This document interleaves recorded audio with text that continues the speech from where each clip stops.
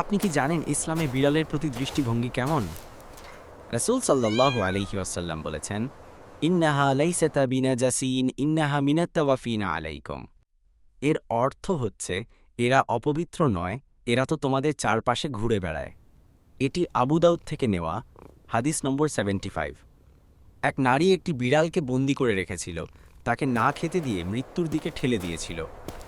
এই কারণে সে জাহান্নামে গিয়েছিল। নবী সাল্লাল্লাহু আলাইহি ওয়াসাল্লাম বলেছেন, দাখালাতিম রাআতুন নার ফি হিররাতিন রাবাতাতহা। এর অর্থ হচ্ছে, এক মহিলা একটি বিড়ালের কারণে জাহান্নামে গিয়েছিল, কারণ সে বিড়ালটিকে বেঁধে রেখেছিল, তাকে খেতেও দেয়নি এবং ছেড়েও দেয়নি যে সে মাটি থেকে কিছু খুঁজে খাবে। এটি সহিহ বুখারী থেকে নেওয়া, হাদিস নম্বর 3318। রাসূল সাল্লাল্লাহু আলাইহি ওয়াসাল্লাম আবু হুরাইরা রাদিয়াল্লাহু আনহুকে ডাকতেন আবু হুরাইরা, অর্থাৎ বিড়ালের পিতা। তিনি একটি বিড়াল সবসময় নিজের সঙ্গে রাখতেন।